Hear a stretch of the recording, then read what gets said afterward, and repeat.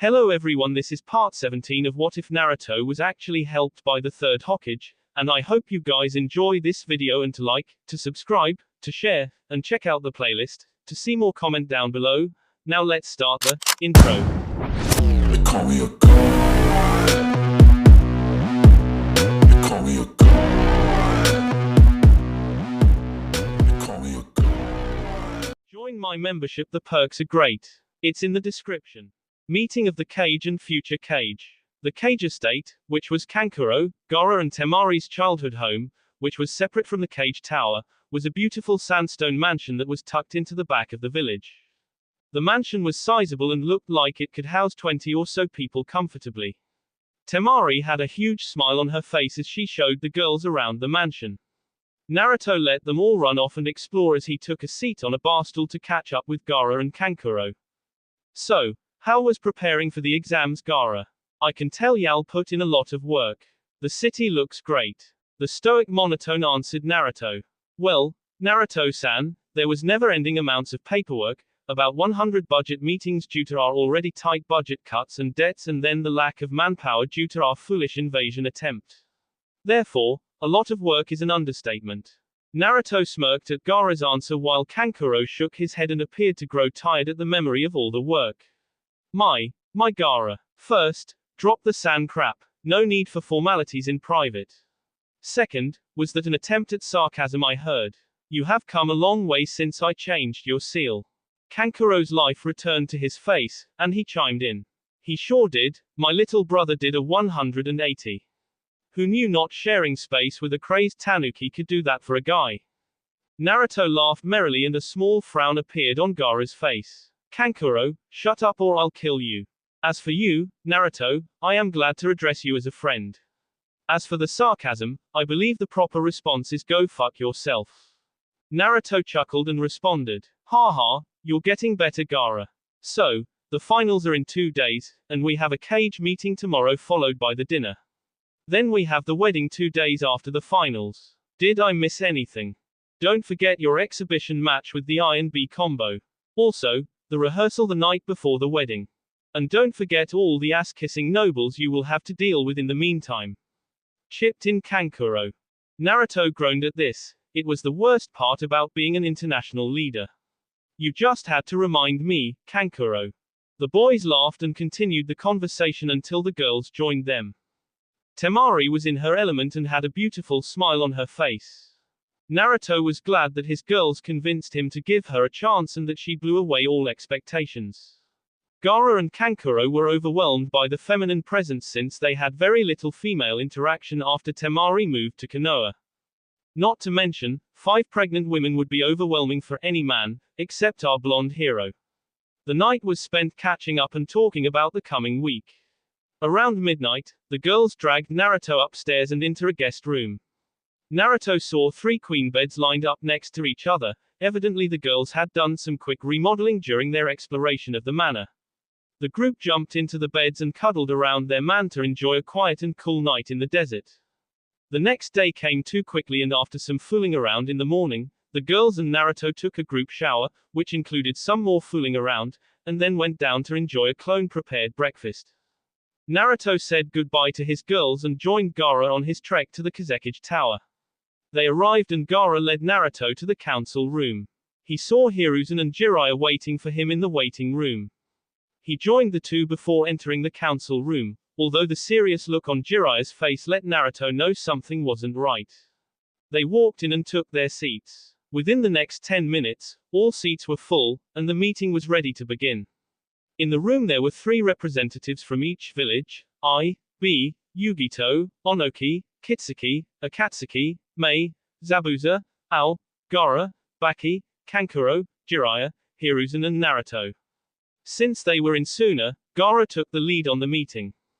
Thank you, my fellow Kage, for making the journey to Sunagako no Sato.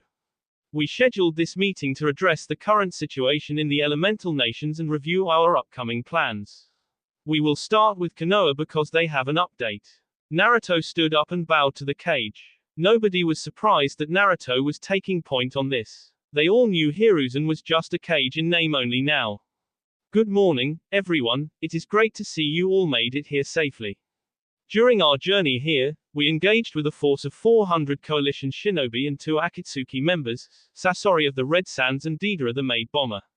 Naruto stopped here and let the group process this. Onoki stood up during Naruto's pause and at Naruto's nod asked a question. Deidara, you fought Deidara. Is he alive? Naruto closed his eyes and shook his head in the negative. Onoki Dono, Deidara and Sasori were fearsome opponents, and we were not able to capture them alive. I fought Sasori one-on-one after I launched the opening attack against the enemy forces. Itachi Uchiha and Darui led their squads against Deidara. Itachi neutralized Deidara's attacks and Darui landed the decisive blow while Deidara was fighting from the air. When he was grounded, Deidara used a suicide technique that left a 400-meter crater. We suffered 0 deaths and minor casualties. Every eye in the room widened in disbelief. I stood up this time. Naruto, are you telling me your international security force of 40 personnel engaged 2 Akatsuki members and 400 ninjas and that they won the battle with 0 fatalities while killing 2 S-rank ninjas?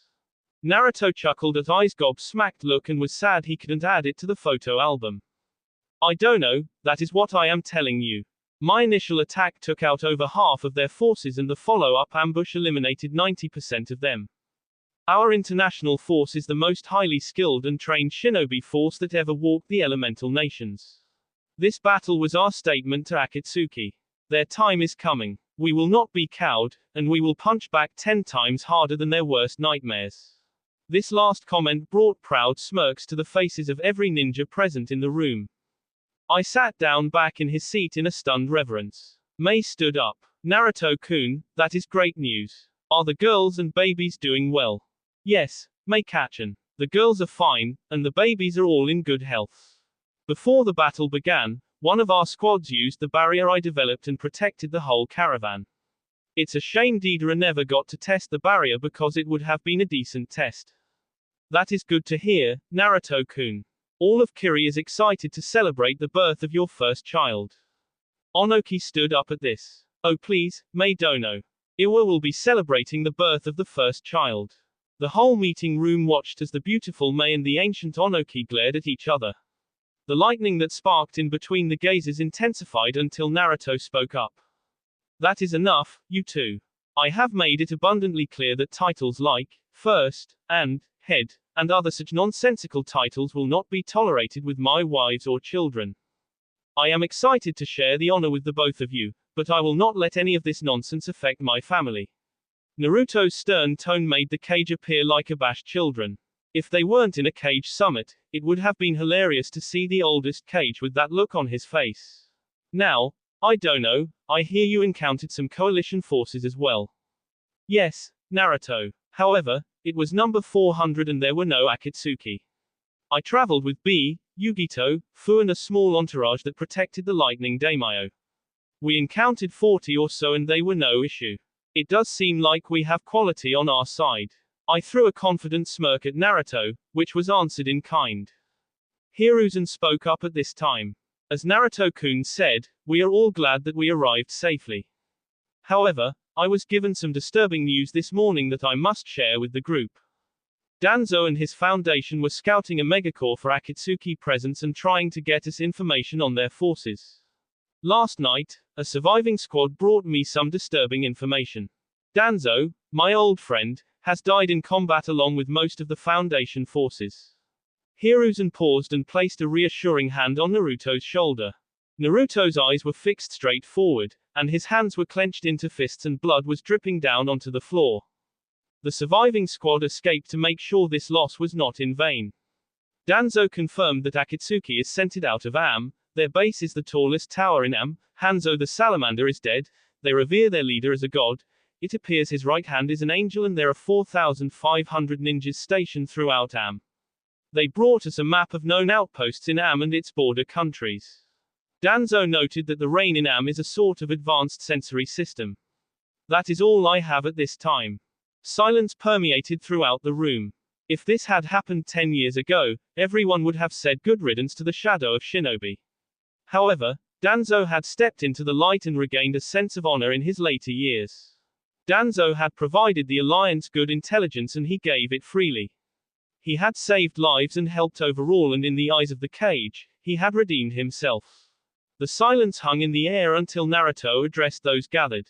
Honorable Cage and members of the Alliance, I know that there are many unsettled grudges left by Danzo-sensei.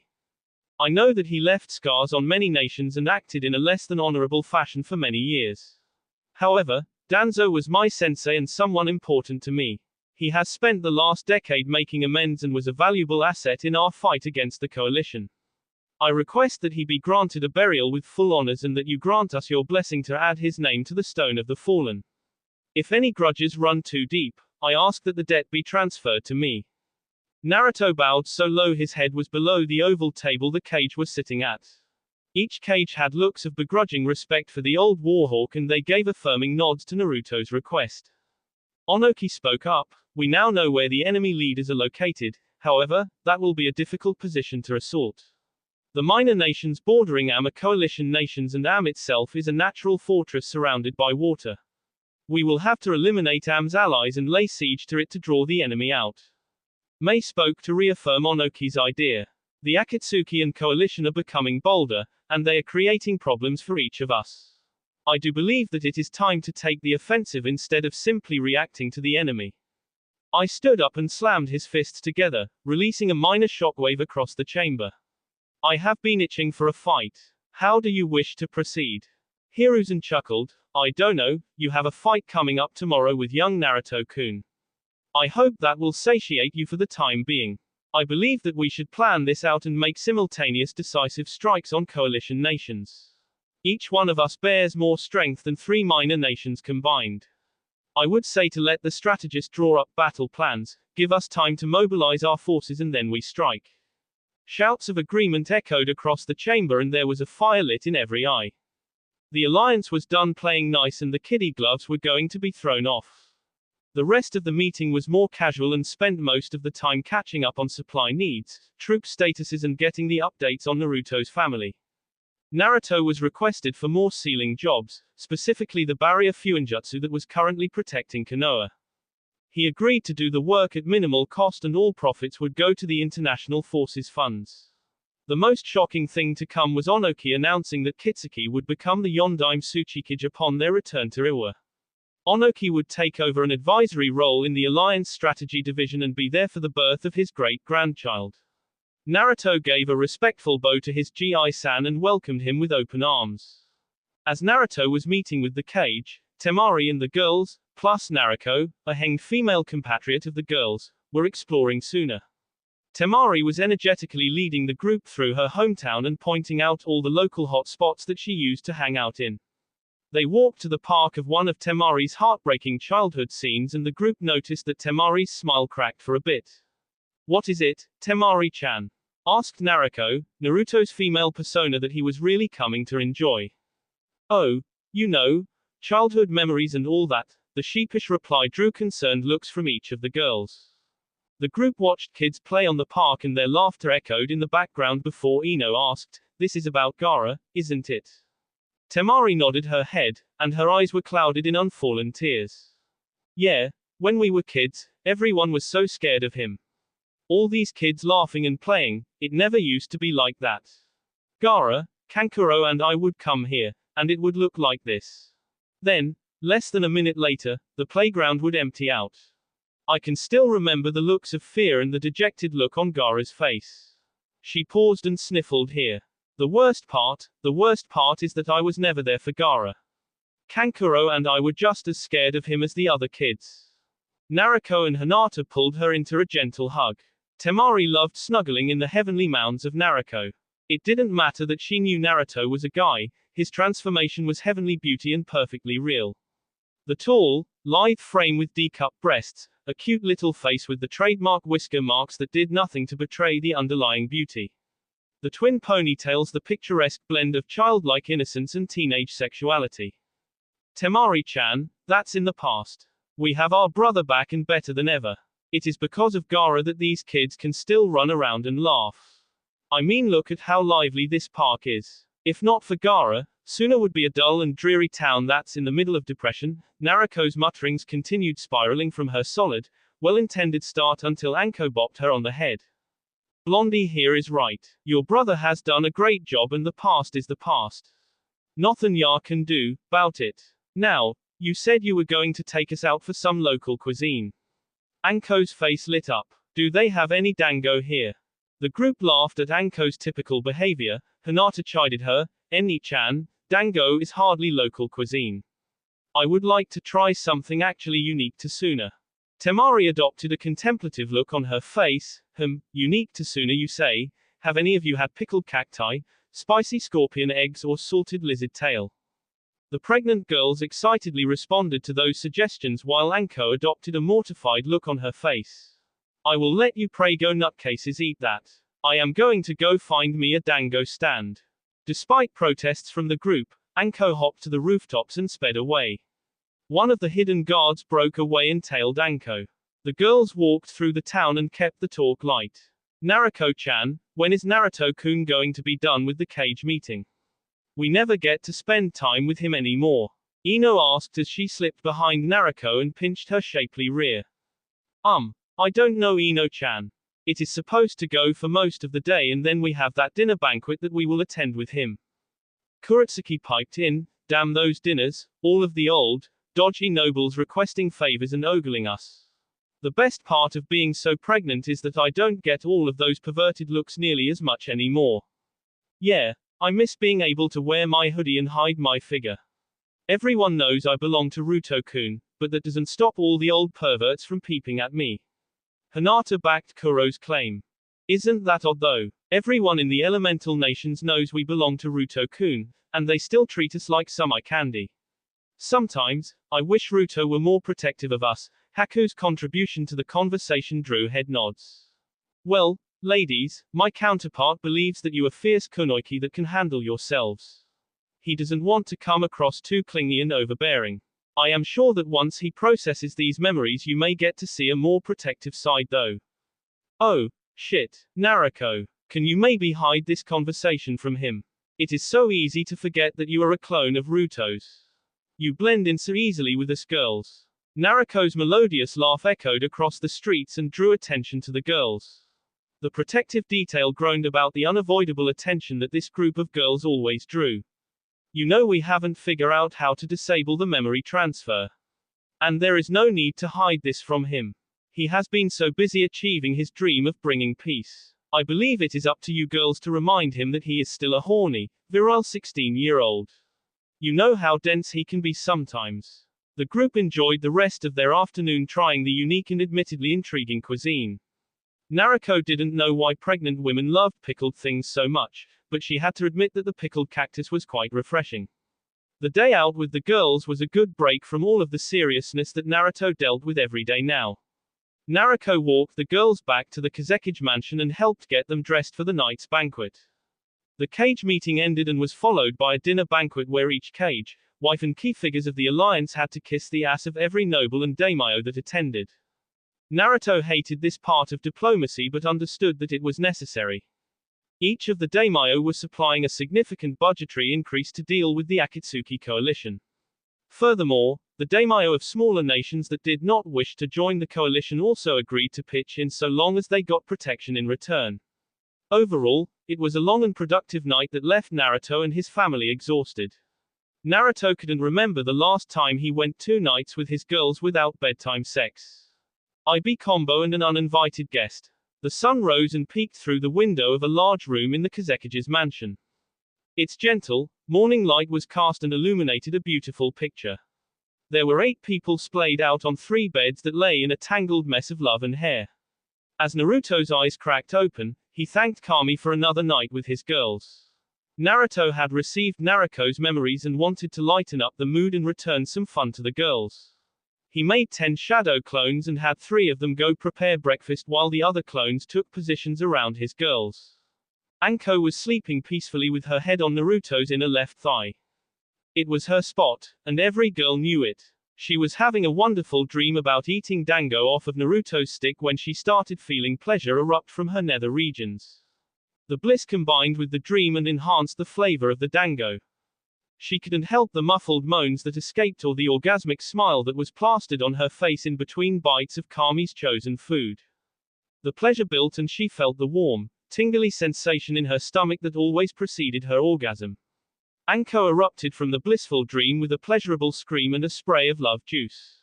As her head lifted from its natural resting place, she took heed of the pleasurable moans, twitches and cries of her sister wives. A shit-eating grin escaped her lips, and she turned her head to enjoy a morning snack of her Naruto-kun. Gaara was the stoic and routine kind of man. His duties as Kazekage always had him up early and he became fiercely dependent upon his routine. However, his routine was disrupted this morning when he saw 3 Narutos cooking breakfast for him and the girls. The conversation with the clones was admittedly stiff as he sat down at the table and read the morning reports. He thanked the Naruto clone that brought him his coffee and he was enjoying the bitter taste. Then his ears started twitching and the cup started rattling in his hands. As the noises from upstairs grew louder, an ominous aura erupted from the usually stoic redhead. San surrounded 2 of the 3 Naruto clones almost immediately and held them up over the table as he growled his threat out. Tell your boss to put up a damned privacy seal. This is still my house and that is still my sister. With that, Gaara clamped his hand into a fist and the clones forcibly dispelled in puffs of smoke. The remaining Naruto clone continued cooking breakfast and whistling innocently to itself as it created 2 more clones to help out once again. The surviving clone brought over another cup of coffee to Suna's Jinchuriki cage and gave him a slap on the back. An hour later, the group descended the staircase and joined a peeved Gaara for breakfast. Temari and the girls couldn't help but laugh at Gaara's twitching and non-existent eyebrow. The number of innuendos made that morning could have paid for the Chunin exams if each innuendo was a Ryo. Gaara departed earlier than he normally would have just to escape the shit-eating grins and sexual references. A couple hours later, Naruto walked his girls through the bustling streets of Suna toward the stadium. The group was surrounded by a security detail of 10 international guards that kept the crowds away from the VIPs. That didn't stop the people of Suna from ogling them, pointing at them and screaming things like, "Good morning Nami-kisama," and, "Oh, look, it's them." The closer to the stadium they got, the more people recognized and crowded around them. Naruto hated the celebrity lifestyle. It complicated everything and eliminated the little remaining privacy that the shinobi lifestyle afforded. The group finally made it to the massive stadium on the front left edge of Suna. The giant sandstone construct looked like a brown version of the Roman Colosseum Kurama had shown Naruto. It was brilliant in its design, fierce in its stature and imposing in its overall size. The roar of the crowd made it feel like talking in an overly packed nightclub and the group eventually stopped yelling at each other and started communicating in hand signs. Naruto escorted his girls to their booth, which was adjacent to the cage booth. After Naruto made sure each of his girls was taken care of, he went to join the cage in their booth. The normal greetings were exchanged before I and B decided to taunt the young Jinchuriki. "Did you say goodbye to your wives, brat? Today, Uncle I is going to show you that you are still 100 years too young to take him on. Yo, fool ya fool, today the mighty 9 won't be feeling so fine.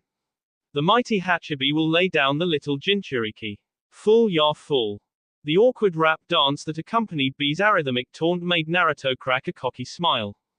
"Oh yeah, old man, how man handicaps will it take to give you guys a fighting chance?"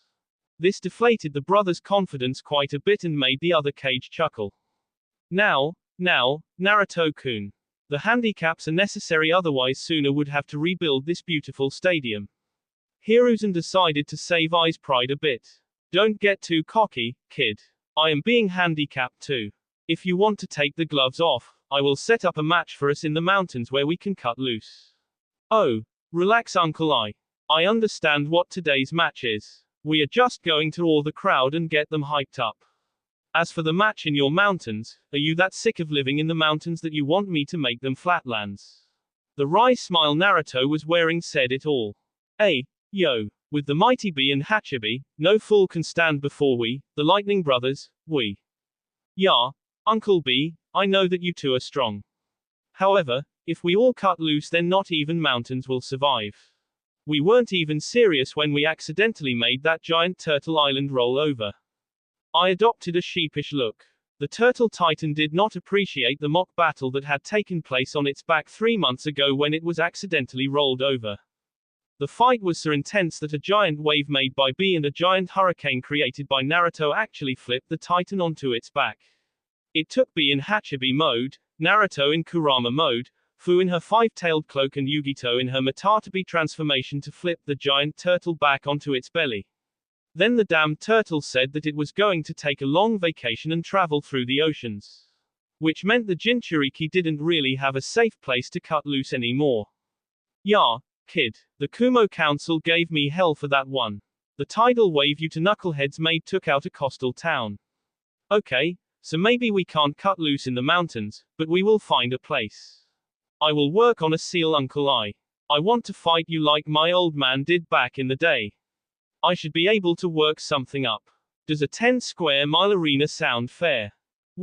10 miles ain't enough to contain my wiles. You can run, lil cos, but Uncle B gonna give Kurama a buzz. Oh. Okay, B. You are lucky Kurama is with Soom right now, otherwise we would be redecorating sooner. May's melodious laugh cut through the cage booth. That's enough, boys. I believe it is time for you to fight. Naruto, B and I jumped down into the center of the arena to the roar of the crowd. Naruto created 8 clones to go sit around the edge of the arena and go into Sage mode. They erected a barrier to protect the crowd before Naruto projected his voice. People of the elemental nations, Kage, Daimyo, nobles, shinobi and civilians alike, we welcome you to the Chunin exams hosted by Sunagakure. Today, for your viewing pleasure, I will fight the AB combo from Kumo. Full disclosure, there are a number of limiters placed on each party that will keep you all and Sunagakure safe. There will be no use of Biju chakra, there will be no killing blows, there will be no environment transforming jutsu, there will be no fuinjutsu. Other than that, we will have fun and enjoy the show.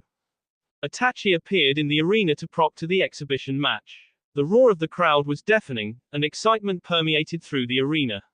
As Itachi threw a kunai in the air, everyone held their breaths in anticipation. The sudden change to the quiet of the arena was jarring, but the momentary lapse in sound ended abruptly as the kunai struck the ground. As the fighters blurred out of existence, the roar of the crowd came back to life with a vengeance. In preparation for the fight, Naruto had already removed all weight and gravity seals. However, eye speed was still extraordinary and pushed Naruto's reaction time to the limit. The flickering, golden hands of the Raikage brought destruction with every blow. Naruto cursed himself for giving Ai those damned boxing gloves. Despite deflecting each blow and reinforcing his hands with chakra, Naruto's wrists and forearms were screaming at him. On Naruto's other side, B was wailing on him. The blows were not as fast, but B's hands were like titanium lunch boxes that pounded on him with the might of the ocean. Naruto didn't like the way the current fight was going, so he opened with the first jutsu of the match, multiple shadow clone jutsu. I and B were wearing frightful smiles as they brought pain and destruction down on the blonde. The brothers' attacks were perfectly in sync and coordinated. Everyone knew they were just warming up, but that didn't mean that they couldn't lay a pounding on Naruto. Suddenly, I was forced to backflip back from Naruto as a swarm of clones charged in to protect their creator. Normally, shadow clones posed no threat. However, Naruto was a one-man army. The clones were coordinated, conducting hit-and-run strikes and covering each other's weak spots. The Kumo brothers soon found themselves on the defensive as they were made to dodge volleys of accurately thrown kunai and the whirling sound of shuriken cut through the roar of the crowd. I took the clones as a sign to step up his game, so he charged up and became shrouded in his lightning cloak, level 1. This cloak sped up his reflexes, made him more durable and enhanced his attacks. I sped up and took the fight to the 10 clones that were pestering him. B also stepped his game up by hopping and spinning around while throwing 7 swords into the air. B's awkward movement continued as he caught each sword in a unique place. There was a sword in each armpit, a sword caught in his right hip and tucked under his right knee. Then he had 1 sword in each hand and a sword in his mouth. B called this his Akurobato, Kenjutsu style, and it was deadly. B sped off in a deadly twister and rapidly dealt with the clone squad that was pestering him. I and B met back to back in the center of the arena and were trying to locate the real Naruto, who seemed to have faded from existence. Then Naruto dropped from the top of the barrier and landed face to face with the brothers. He had dark red markings around his eyes, tattoo-like markings dropping down his cheeks, and his blood-red nails were extended. They each smirked at one another before the next phase of the fight kicked off. Naruto was still on the defensive, but the Kitsune Senjutsu style made it far easier to hold his own. Naruto drew Whirlpool's Edge to deal with B's swords and used his reinforced fists to deal with I's punches. The blurring fight continued in a dead heat for the next 5 minutes before the fight shifted. B had noticed his swords getting clipped and shortened by the superior bladework of Naruto. In a decisive move, B launched his 7 swords as if they were kunai at Naruto, who was busy parrying I's fists. I noticed this and forced Naruto into their path. Naruto noticed this and did a spinning backflip while releasing super dense chakra from his tenketsu. It looked like a blood-red version of the Hyuga's heavenly spin technique. The force of the spin threw I back and deflected the swords. However, upon landing, he was caught in B's arm as he called out, "Lariat." The powerful attack caught Naruto and drove him backwards until an equal and opposing force caught the back of Naruto's neck. Through the ringing in his ears, he heard the brothers call out, "Double lariat." On instinct alone, Naruto blurred out of existence and escaped the follow-up attacks of the two. Naruto's ears were ringing, and his vision was blurry. He knew he would be dead without his senjutsu-reinforced body, but that was little comfort in his current predicament. Naruto created 10 clones behind him that immediately fell into the bird hand sign and called out, "Futon," pressure damage, before the violently expelled, and hyper-compressed, wind jutsu tore across the stadium. The force of the wind slammed into the two brothers, and they were flung into the far side of the barrier, along with dust, debris and full-sized boulders. The barrier shimmered as it absorbed the impact of the attack, and the dust cloud filled the stadium. The audience was shocked by the display. Suna was known for its wind jutsu, but there were very few wind users that could ever use futon, pressure damage, and even fewer that could launch the A-rank ninjutsu with such force. The 10 simultaneous air blasts created a powerful shockwave that left the roaring crowd in a stunned silence. In the stands and surrounding the stadium, ninja from all over the elemental nations watched on and thanked Kami that these forces of nature were on their side. Despite all of the handicaps, there were only a handful of ninjas across the nations that could keep up with such a fight. For the civilians, they were watching gods play among the mortals, and it was breathtaking. As the dust settled, the spectators saw I and B getting back to their feet and roared their approval. Then, Itachi stepped into the center of the arena and declared the fight a draw, saying that the 30 minutes allotted for the fight were already up, much to the chagrin of all spectators. I, B and Naruto met in the middle of the arena with smiles on their faces as they shook hands. That was hardly a warm-up for any of them, but they would find a time and place to play later. They waved to the crowd and received an uproarious applause for their efforts before they jumped back to the cage box. Onoki scoffed as they returned, "Was that even a warm-up for you youngsters?" Naruto rubbed the back of his neck sheepishly, "Sorry, Gi-san. You know it was just to get the crowd hyped up a bit. Plus, a fight of our level could last all day and we need to get these finals over with." Onoki chemped, as Mei giggled. "That was still quite the show, Naruto-kun. Are you sure you don't have room in your heart for one more?" Naruto held his hands up in a gesture of innocence as a deadly aura wafted off of Zabuza. "Please don't joke, Mei-san. I don't think your husband enjoys it very much." Mei scoffed at that. "Yeah, well, my husband should take a few notes from you. I caught him flirting with some Suna Kunoiki yesterday, so he is in the doghouse. I know that you would never do that to me, Naruto-kun." The seductive way she said his name drew another growl from Zabuza. "You say that to a man that has 6 soon to be 7 wives." Zabuza's smart-ass retort was cut off preemptively by a glare from Mei. Now, you two youngsters can work this out later. Naruto-kun, my boy, how is Kuretsuki faring with the pregnancy?" Onoki asked eagerly, and Kitsuki seemed to perk up as well. Gramps, you know you could hop right next door and ask her yourself. I think she would enjoy seeing her father and grandfather again." 2 slaps sounded as Onoki and Kitsuki facepalmed themselves. They gave a dismissive wave as they left the booth to check in on Kuretsuki. "Gaara Dono, I do believe it is about time to start," Hiruzen said as he pocketed his stopwatch. Gaara stood up and walked forward to the railing of the cage box. Silence descended upon the excited arena as he spoke. Everyone, thank you for joining us for the finals of the Chunin exams in Sunagakure. Today, we have 10 finalists that have fought their way through the exam and earned the right to show off their skills and talents in full view of the alliance. We have strong representatives from each of the 5 great nations today. I will hand the show over to Kankuro, the proctor for these fights. Thunderous applause answered the Kazekage and Kankuro stepped forward. Will Sakura Haruno of the Leaf and Kameteki of the Earth please enter the arena? As the contestants entered the arena, Kitsuki and Onoki rejoined the cage. That was great. Congratulations on a beautiful child, my boy. Tell me, why on earth do you want to wait to figure out if it is a boy or girl?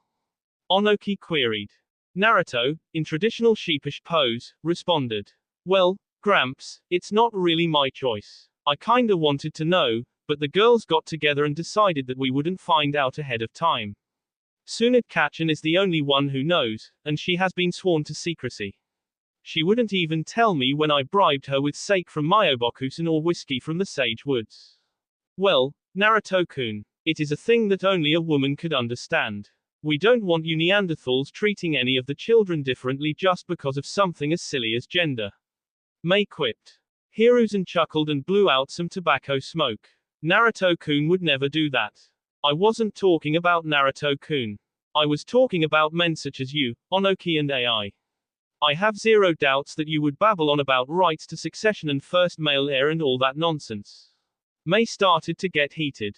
The males each adopted sheepish looks because that is admittedly how they would have reacted. Naruto decided to save them and switch the topic. It is actually kind of funny. I know why my bribes didn't work on Tsunade Kachan. Naruto paused to build suspense and take in the eager glances. I can't tell you why though. You'll just have to ask her. The mischievous smile on Naruto disappeared at Mei's next statement. Oh, Naruto-kun. That's wonderful news. Thank you so much for sharing with us. Mei squealed like an excited schoolgirl. At that moment, Tsunade and Jiraiya opened the door to the booth. What did the brat tell you about? Mei ignored the cautious tone in Tsunade's voice and gave her a motherly hug while whispering congratulations. Tsunade's head slowly and mechanically turned to look at Naruto. The evil aura intensified as the gazes locked. I told you not to tell anyone, brat. Naruto's sheepish look turned to one of terror. He held his hands up defensively. Didn't TT tell anyone Kachan.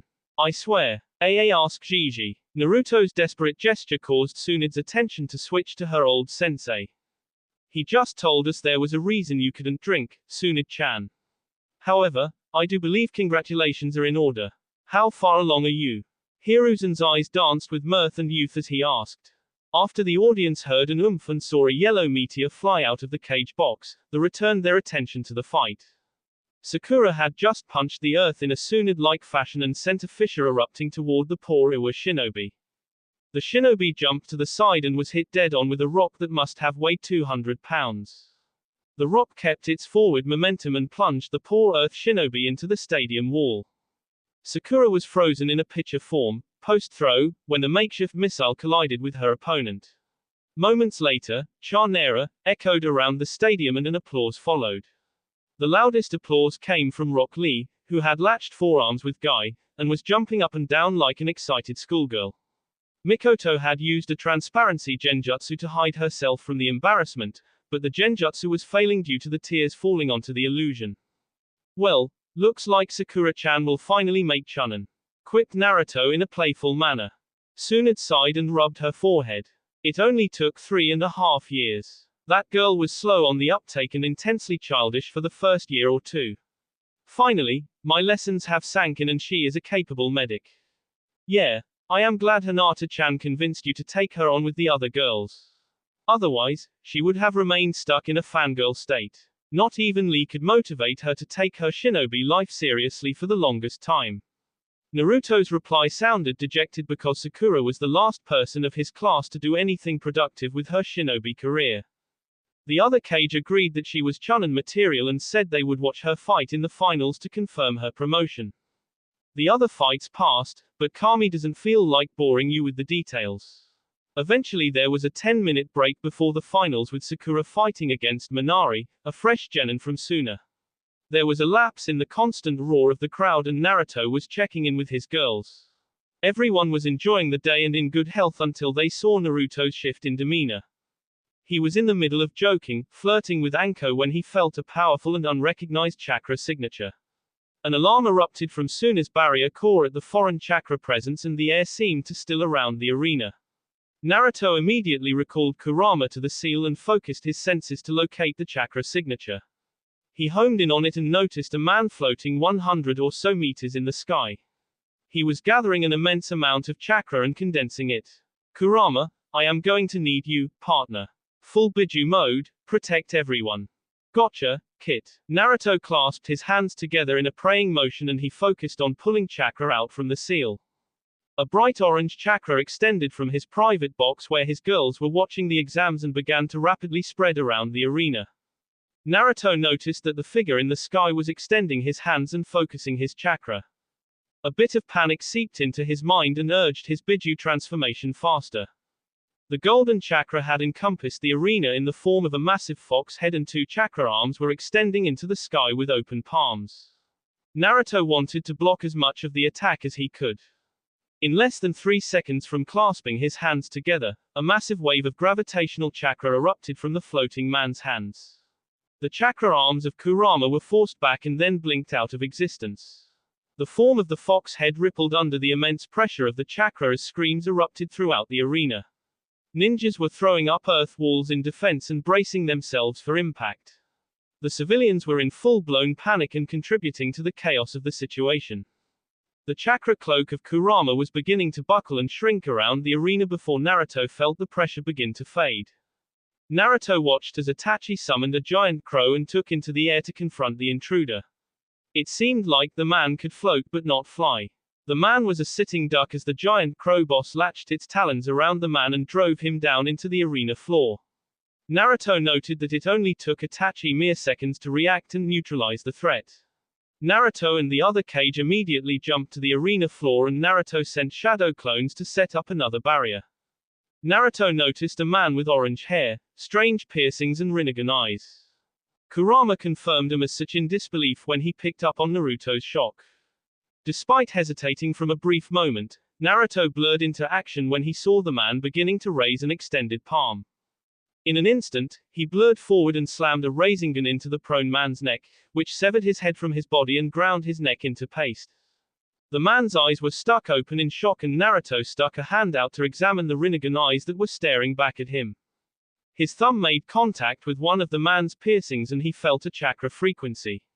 Out of instinct and curiosity, Naruto focused his chakra and touched the black piercing in the man's nose. He felt it clearly and felt the direction the chakra frequency was coming from. He activated his kitsune eyes and saw the chakra leading in a straight line to the northwest out of the arena. He plucked the piercing out of the man's nose and told Itachi to follow him and left the other Kage to deal with the corpse. He left 2 clones to gather Senjutsu chakra, flashed into his golden cloak and sped off out of the arena, over Suna's walls and into the desert. Itachi was struggling to keep up on his crow boss summon but would be able to track Naruto's movements. One of Naruto's clones popped, and the familiar red markings appeared on his golden form. Naruto could sense everything and everyone in Wind Country. He felt the 2 powerful chakra signatures 2 miles ahead of him and he could feel their slight panic and urgency as they prepared to depart. Like hell Naruto would let them get away. He picked up his pace now that he had a lock on their location and crossed the 2-mile span in under a minute. Pain and Conan had come to send a message to the Alliance that there were consequences for defying God's will. Pain was sure that the Deva path could fly into Suna and send a clear and devastating message to the so-called Alliance forces. Mere mortals cannot defy the will of God. Everything was going well until he heard the alarms blare around Suna and the Kyuubi reacted. Pain knew that the Kyuubi Jinchuriki was strong, but he was not prepared for the rapid response. He was counting on the devastation to distract the Kage and other powerful ninja. However, his Deva path did 0 damage to the arena and very little collateral damage to the surrounding city. Then his Deva path was grounded during the cooldown period for using the overcharged Shinra Tensei Almighty Push. Before his Deva path could react, it was grounded by a flying summon and destroyed by the Kyuubi Jinchuriki. Things were not going according to plan and now Conan was trying to evacuate his decrepit body from the area. He felt the Kyuubi's approach and had warned Conan of such. Where is that useless Madara, when you actually need him? Naruto sped into the area that the two powerful chakra signatures were and saw that there were 5 people staring at his with the Rinnegan while there were 2 more flying away on a giant paper bird. Like hell he was going to let that happen. Naruto conjured up 100 shadow clones that simultaneously launch overcharged, futon, great breakthrough, at the paper bird hoping to disrupt their escape. The force was so great that it kicked up an impromptu sandstorm that sped toward the enemies at outrageous speeds. The sandstorm enveloped the 5 grounded enemies that felt devoid of life, sped past them and easily overtook the paper bird. Naruto couldn't see through the giant mass of sand, but he could sense that the paper bird was obliterated, and his opponents were thrown from their impromptu mount. Naruto could feel the 5 lifeless puppets huddled in a tight group. Lifeless puppets were the best feeling Naruto had when describing the opponents in front of him. However, he felt the chakra connection between them and one of the people that he had just dismounted and knew that there was little point in fighting these puppets. In a blur of gold, Naruto sped through the sandstorm and jumped into the air over the 2 alive chakra signatures he felt. He didn't feel like showing any mercy to somebody who would willingly attack a defenseless civilian populace. His anger was strengthening Kurama's cloak and the connection to the Kitsune Senjutsu. He formed an overcharged Raisin Shuriken in his hand and let loose toward one of the chakra signatures. Conan was having a shitty day. She had supported Nagato on this winding and dismal path to his so-called peace. She has seen what the Kyuubi Jinchuriki was doing and thought that peace would be attainable if they joined his cause. She had made private petitions to Nagato to talk to him and see if they could join causes. All she wanted was to avoid the senseless slaughter and devastation of war. She wanted to protect the innocent people of Am and provide a safer and better life for them. That is why Akatsuki was originally founded before Madara came into the picture. When she heard of the planned attack today, she was vehemently against it. She didn't mind fighting strong opponents or capturing the Jinchuriki, they could fight back. However, needlessly slaughtering innocents was worlds apart from fighting a war for peace. She had begged Nagato to forego this plan and find another way. It wasn't meant to be because of Nagato's stubborn insistence and Madara's corrupting influence. Nagato had swiftly waved off Conan's concerns and said that sacrifices were necessary to achieve peace. Could they really find peace when they kept leaving a rising pile or corpses in their wake? Now, Conan was flying through the air in a massive sandstorm, and she was separated from Nagato. She knew her lifelong friend was immobile and would be unable to defend himself against the Kyuubi Jinchuriki, Rinnegan or no. She tried to create paper wings and stabilize herself in her flight, but too much wind and sand was buffeting her face as she violently careened through the air. In the blurring and twisting of her impromptu flight, Conan lost track of time, space and gravity. Her head was so blurry that she didn't know which way was up and her thoughts were racing so fast that she couldn't anticipate or prepare for the bone-crunching impact. She rolled across the ground like a rag doll that was tossed by a giant and violent child. Pain registered as her body finally skidded to a halt and then fear began to creep in. She didn't know where Nagato was or if he was okay. She attempted to move and felt the immense damage that permeated throughout her whole body. She couldn't even separate into her paper sheets anymore because her chakra system was fucked up beyond all recognition. Through her pain, Conan briefly sensed Nagato's chakra signature and she attempted to stand and move toward her only remaining friend. Then her senses were overloaded by a hyper-dense chakra that she knew didn't belong to Nagato. She could feel the chakra molding into a jutsu high above her in the sky. That was supposed to be her domain, her people called her Tenshi, and she was God's angel after all. However, God's angel was grounded and could barely move as a high-pitched whine entered her senses. For a brief moment, she saw a beautiful ball of golden chakra with blades like shuriken speeding toward her before her pain ended and her world went black.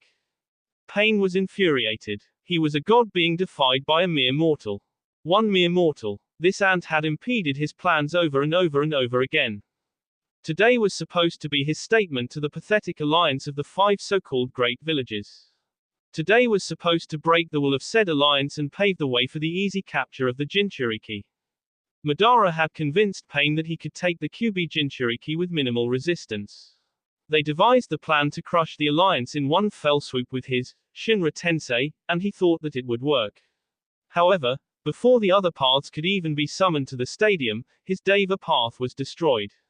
To make matters worse, that ungodly strong chakra signature was bearing down on Conan and his real body. Pain couldn't figure out how the Jinchuriki immediately homed in on his location, but he could feel that the Jinchuriki knew. To make matters worse, Conan was his only means of evacuation and Madara hadn't responded to the emergency signal. Conan had moved swiftly and diligently to get his throne onto her paper bird and begin the retreat. However, Pain knew that they wouldn't make it out in time, so he decided to send his other paths to engage the Kyuubi. They should be able to hold it off easily. Or so he thought until a massive buildup of chakra was detected. They were over 100 meters in the air when Pain saw the massive sandstorm through 6 pairs of eyes. The Rinnegan immediately told him that Conan would not be able to escape or invade. He tried to preserve his paths by having the Preta path absorb the attack and the Asura path created an iron dome. This much was successful, but the pressure from the wind and grinding sands ripped him from his mount on the paper bird and separated him from Conan. As he hurtled through the air, Pain tried to separate himself from his throne. His illness weakened him and left his body in a miserable state. The chakra rods that were impaled into his back were being jostled and created a wave of intense agony that was deserving of his moniker. Pain blacked out momentarily during the flight, which spared him the initial pain of the crash landing. As he struggled to regain his senses, he noticed that his connection to his paths was disrupted. His throne had shattered on impact, which made him unable to control his paths. At this point, all he could maintain was the chakra link to the eyes, which were shrouded in the darkness of Asura Path's dome. He blinked his eyes and disabled the connection in order to focus on finding Conan. She was approximately 200 meters away and Pain could feel her beginning to recover from the landing. He could sense the instability of her chakra and the distress she was feeling. Then, like the sun, a chakra beacon in the sky drew his attention. Itachi was struggling to keep up with Naruto. He knew his blood brother was fast, but even Tenjinoshi, the Crow clan boss, was unable to match Naruto's pace. He saw his brother become a golden blur and his eyes could detect the chakra beacon from miles away. Itachi simply urged Tenjinoshi to follow his brother's path as fast as he could. For 3 minutes Itachi was simply watching from his perch on his crow friend when he saw 100 Naruto spring into existence. He then marveled at the instant sandstorm that was created. Itachi watched frame by frame as an ungodly amount of chakra took hold of the desert wind and willed it into a natural disaster. He noticed the speck that was in the air in front of Naruto and his eyes homed in enough to make out one of the figures turn abruptly at the chakra spike. Next frame, a massive wall of wind and sand rose nearly a kilometer into the sky. Itachi was almost 2 miles away and he could still feel the air around him shimmer, thin and then explode into movement. Pain was laying prone on the ground, propped up only by his arms as a giant chakra beacon of compressed chakra descended upon Conan's position. He held out his arm and tried to think of anything he could do to halt the ball of chakra. He roused his chakra through his pain and cried out, Shinra Tensei. The gravitational force sped to confront the ball of chakra, but it was hundreds of meters away and descending too quickly. Pain was forced to watch as the Raisin Shuriken impacted the ground and expanded into a brilliant dome of wind blades. The gravitational pressure collided with the dome milliseconds later and disrupted it, but the damage was done. Pain could no longer feel Conan's chakra signature and he knew that his lifelong friend and ally was moving to the pure world. Pain's anguished cry echoed across the desert expanse and cut through the sandstorm. The air was thick with the sand and the man-made natural disaster had maintained its destructive procession through the desert. Nothing mattered, not the decrepit body, not the broken bones, not the jagged and broken chakra rods, not the blood that was seeping out from injuries that covered Pain's body. The only thing that registered was that Conan was gone and there was nothing he could do. If only he were next to her, he could use the Naraka path and bring her back to the land of the living. He wanted so desperately to save her. She was the only light he had left in the darkness that had swallowed him whole. The anguish that swelled in pain caused his chakra to react and explode outward in protestation of reality. Naruto was falling from his temporary position in the sky and felt his Raisin Shuriken successfully eliminate one of his enemies. He was thrown backwards through the air as a gravitational wave hit him, but he was able to flip and regain his bearings. He was hurtling through the air at a quick pace until he created a couple of shadow clones in midair to slow his momentum. After crashing through 5 shadow clones, he felt massive talons clasp him by his shoulders. He had sensed Itachi catch up to him, or rather that he was flung through the air back toward Itachi. As the wind swept through his hair, Naruto pointed out to Itachi where the remaining enemy was, nearly a full mile away. Then, they noticed a massive explosion of chakra and gravitational force from the remaining enemy's location. Naruto could sense the despair and darkness that caused the chakra overload, and he could sense that the remaining enemy had passed out. However, that didn't stop the invisible force from kicking up yet more sand and returning the favor that he gave to his 2 enemies. Now, Itachi, Tenjinoshi and Naruto were careening through the air once again due to the godly air pressure and sand. It took a full 30 seconds for Tenjinoshi to right himself in the air and restore control to his flight, much to his passengers' appreciation. Despite the gratitude for regaining control, all parties were shocked by what they saw. It was a gigantic crater in the desert, nearly 4 kilometers in diameter and spanned from the fallen enemy's position. In the epicenter, Naruto and Itachi could make out their remaining enemy and they directed the summon over. However, as they closed the gap, a swirl appeared next to the fallen body and an infamous orange mask made its appearance. Naruto could feel the fluctuation in Itachi's chakra and he himself was struggling in the talon's hold. Moments later the distorted space returned to normalcy in a reverse swirl of chakra and the body was gone. Madara had received the distress signal through the ring that each Akatsuki member wore. He knew that Pain and Konan were in trouble. He appeared in the desert under Pain immediately before the Kyuubi Jinchuriki's initial attack. Rather than fighting a sandstorm, he returned to his pocket dimension for a minute to let the storm pass. When he returned, he had to phase back immediately due to Pain's attack. For a third time he reappeared and was able to lock in on Pain's location. He still needed the crippled man for his plans, and this would probably be the push his accomplice needed to fully commit to the war. He appeared next to Pain in his trademark manner and noticed his pitiful state. One of the most powerful ninjas alive was passed out face down in the sand. Madara could admire the power required to create a crater this size and he knew that this power would be needed to complete his plans. Therefore, he took Pain's body to his pocket dimension to begin saving his pawn's life. Naruto had Itachi put him down on the desert sands and asked his blood brother to search for the enemy corpses. He informed Itachi of the 5 inanimate signatures he felt and the 1 Akatsuki member that he killed with his Raisin Shuriken. They split up and began searching the expanse of desert for the corpses that could be anywhere thanks to Pain's explosion. Naruto took a couple minutes to engage his Sage mode to assist with the search. It only took him a minute to home in on the expired chakra signature of Konan. He blurred over to the fallen Kunoichi and took in her form. Despite the blood and many lacerations, Naruto could tell this woman was once beautiful. The wind blades of the Raisin Shuriken did damage on a microscopic level, but it appears like the jutsu was affected by Pain's counterattack. The Kunoichi was missing her right arm, the right quarter of her head was disintegrated and the right part of her torso and thigh were shredded. There were no signs of life, so Naruto knelt down and closed the eyelids in a morbid sign of respect. Itachi reported later that the 5 other bodies could not be found. Naruto told him not to worry about it and they returned to Suna at a sedate pace. Ruto, what the hell was that? I have never seen such monstrous power. I mean not even you can create a 4-kilometer crater. Itachi's expression was still fixed in a stunned state, despite the time he had to collect himself while searching. Kurama says that was one of the powers of the Rinnegan that gives control over gravity. That secondary explosion was caused by that guy overloading that particular ability. I think it was so destructive because of the despair that guy was feeling. It was intense. Itachi, like this girl meant a lot to him. Yeah, I sensed that too. Then that bastard showed up. Naruto put a comforting hand on Itachi's shoulder. Don't worry, bro. In time we will deal with him.